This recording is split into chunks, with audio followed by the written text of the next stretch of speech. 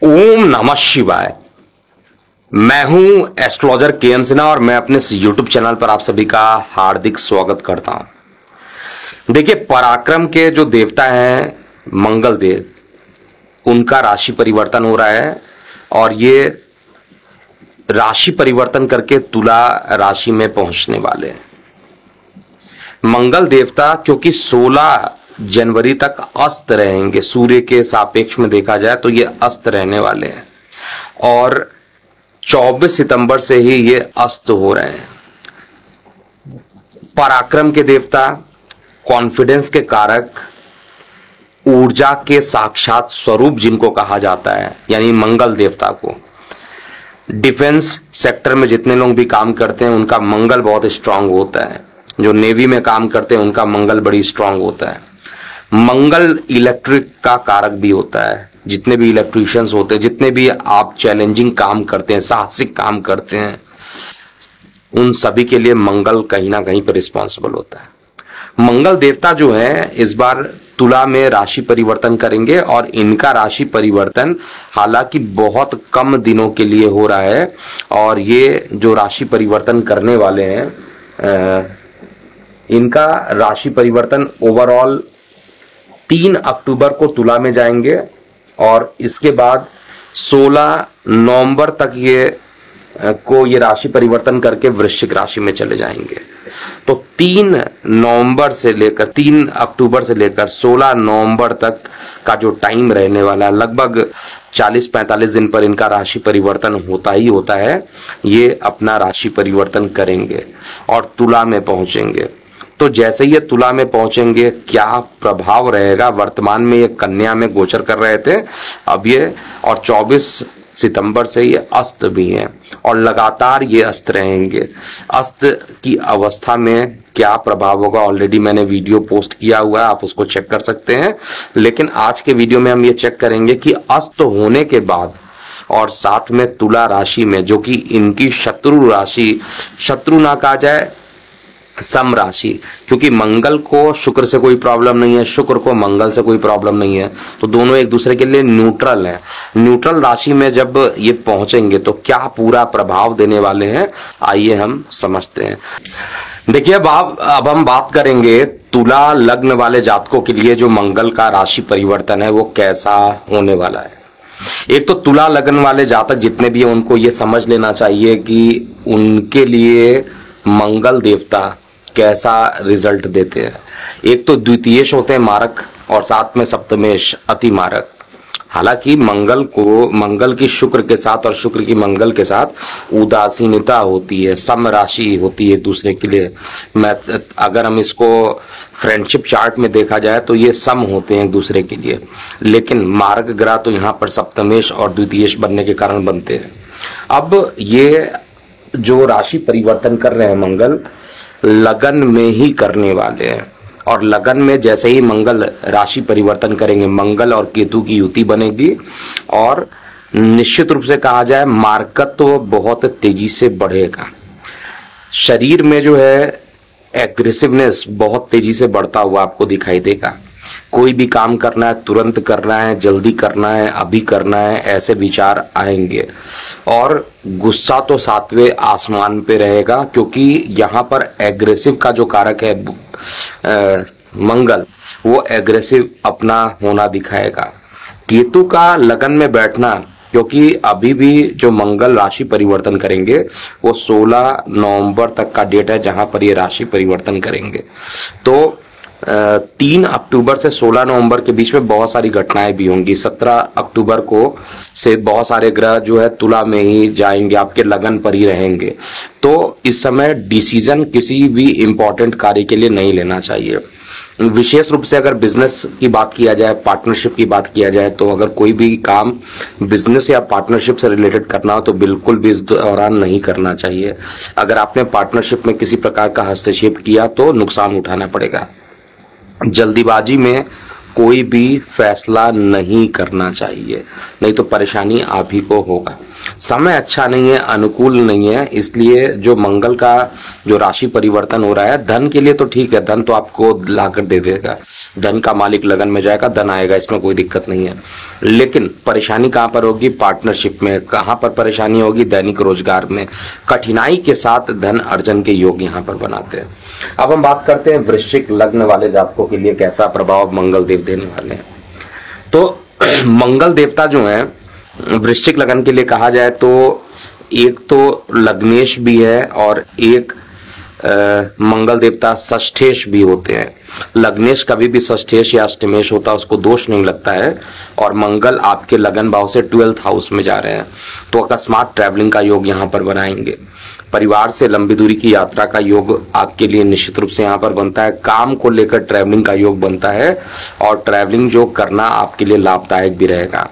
एक महत्वपूर्ण काम जो मंगल देव यहां पर करेंगे, अपने ही घर को देखेंगे और विपरीत राजयोग का फॉर्मेशन हालांकि ये करेंगे नहीं, लेकिन फिर भी अपने घर को देखने के कारण न्यायिक मामलों में आपको सफलता मिलेगा, लीगल केसेस में आपको सफलता मिलते हुए यहां पर दिखाई देने वाला है।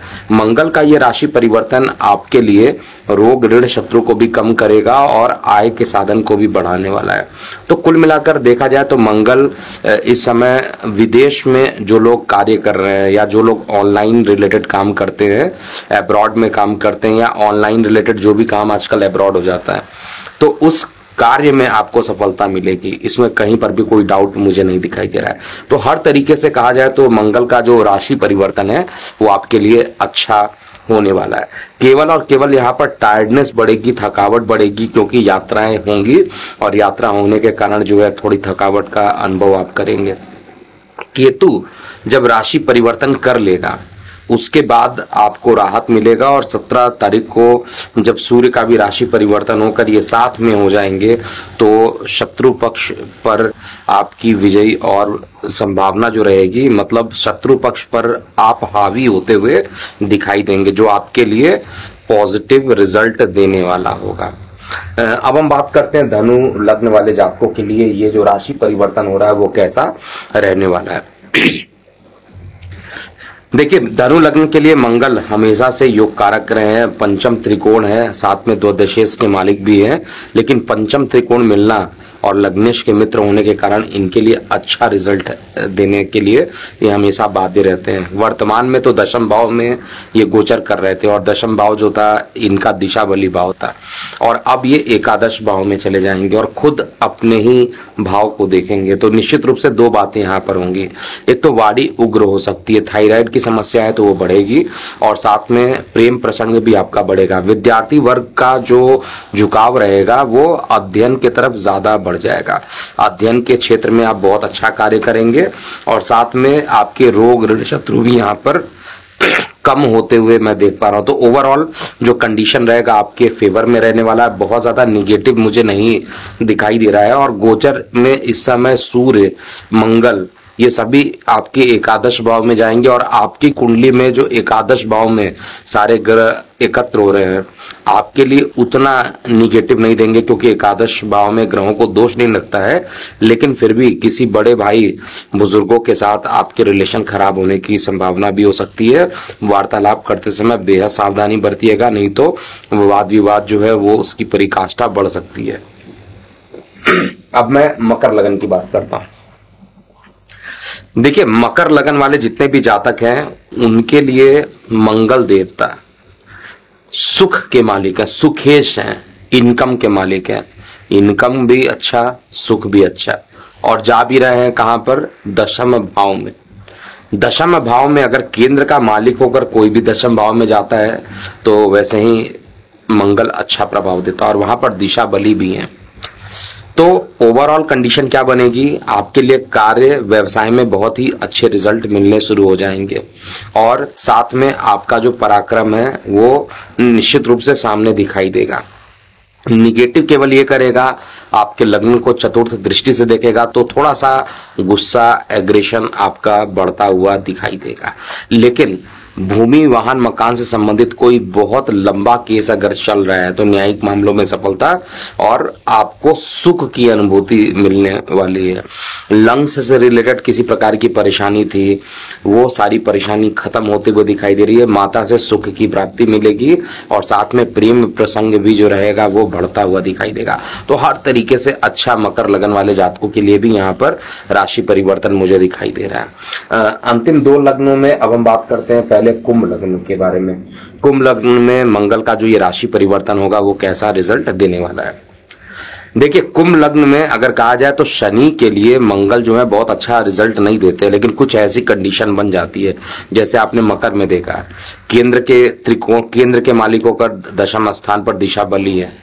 लगन से भले ही शत्रुता हो लेकिन सुखेश होकर सुख भाव को देख रहे हैं तो बढ़ाएंगे ही बढ़ाएंगे सुख भाव को। इसी तरीके से आपके लगन में भी मंगल देखा जाए तो यहाँ पर त्रिक भाव के मतलब आपके ना ही केंद्र भाव के मालिक हो रहे हैं, ना ही त्रिकोण के मालिक हो रहे हैं, 3rd हाउस के मालिक हैं और साथ में दशम भाव के मालिक होकर ये भाग्य स्थान पर जा रहे हैं। तो भाग्य का सहायता थोड़ा आपको मिलने में परेशानी का सामना भी करना पड़ेगा यहाँ पर, और मेहनत ज्यादा बढ़ेगी। खूब मेहनत करेंगे, रिजल्ट आपको कम मिलेगा। पिता के स्वास्थ्य में गिरावट हो सकती है। भाग्य पूरे तरीके से मंगल सपोर्ट नहीं करने वाला है। तो इस समय जो युति बन रही है वो आपके लिए फेवरेबल नहीं बन रही है, और जब फेवरेबल नहीं बन रही है तो आपको 2 काम जरूर करना चाहिए। एक तो शुक्र जो इस समय आपके लिए सबसे ज्यादा प्रभावी रहेगा, शुक्र का प्रभाव, और शुक्र जो रहने वाले हैं वो आपके लिए 17 अक्टूबर के बाद वैसे ही अच्छा रिजल्ट देंगे। तो शुक्र का बीज मंत्र अगर आप करते रहना है, बुध का बीज मंत्र कर रहे हैं तो आपको इतनी परेशानी नहीं होगी जितना चार्ट में दिखाई दे रहा है। इंडिविजुअली आपकी दशा अंतरदशा पे भी डिपेंड करता है कि क्या चीजें होंगी, लेकिन फिर भी गोचर में भाग्य का साथ नहीं मिलेगा। अंतिम लगन की बात करते हैं, अर्थात मीन लग्न वाले जातकों के लिए कैसा ये पूरा प्रभाव रहने वाला है। देखिए, मीन लग्न में बेसिकली क्या होने वाला है, आपका जो लग्नेश है बृहस्पति अभी भी द्वितीय भाव में वक्री होकर घूम रहे हैं, राहु के साथ है। राहु केतु का जो जुड़ाव है बृहस्पति के साथ वो अब खत्म हो जाएगा 30 अक्टूबर के आसपास, लेकिन अष्टम भाव में मंगल गोचर करेंगे, आयु भाव में मंगल गोचर करेंगे, और मंगल को कहा जाए तो एक योग कारक ग्रह माना जाता है, लेकिन अष्टम में शत्रु राशि में और वो भी केतु के साथ। तो मैं सबसे पहला ही प्रेडिक्शन यहां दे देता हूं कि किसी ना किसी कारणवश जो हो सकता है यहाँ पर वाहन चलाते समय दुर्घटना के योग यहाँ पर निश्चित रूप से बनते हैं। जिनको पाइल से रिलेटेड परेशानी है या किडनी में स्टोन की समस्या है वो सब भी इस समय बढ़ते हुए दिखाई देगी। और कुल मिलाकर देखिए, अगर किसी एक लगन के लिए सबसे ज्यादा खतरे का समय आने वाला समय होगा तो वो मीन लगन होगा, क्योंकि आपके आयु स्थान पे सारे ग्रह जाकर बैठ जाएंगे। सूर्य भी रहेंगे, मंगल भी, बुध भी, केतु भी रहेंगे, और साथ में जो है बृहस्पति की भी दृष्टि पड़ेगी, राहु की भी दृष्टि पड़ेगी। तो कुल मिलाकर बहुत सारे ग्रहों का एक साथ एकजुट हो जाना बहुत अच्छा इंडिकेशन यहाँ पर नहीं दे रहा है, और इस कारण से ये जो टाइम रहने वाला है काफी उथल पुथल मचने वाला है। और इस समय केवल और केवल जो उपाय करना चाहिए वो मंगल के राशि परिवर्तन के परिणाम स्वरूप आपको मंगल का बीज मंत्र कीजिए, या आप हनुमान चालीसा का पाठ प्रतिदिन कर सकते हैं। इसके अलावा गुरु का बीज मंत्र अगर आप लगातार करते हैं तो जितनी भी परेशानी है वो खत्म होगी। तो ये था पूरा मेष से लेकर मीन लग्न वाले जातकों के लिए मंगल के राशि परिवर्तन का जो प्रभाव है उसको लगन वाइज मैंने एक्सप्लेन किया है। आप अपनी प्रतिक्रियाएं कमेंट बॉक्स में जरूर लिखिएगा। अभी के लिए इतना ही। मैं हूं एस्ट्रोलॉजर के एम सिन्हा। ओम नमः शिवाय। एस्ट्रो तक ऐप पर आपको मिलेगा भविष्य से जुड़े हर सवाल का जवाब। डाउनलोड कीजिए एस्ट्रो तक ऐप और चुटकी में जुड़िए इंडिया के बेस्ट एस्ट्रोलॉजर से।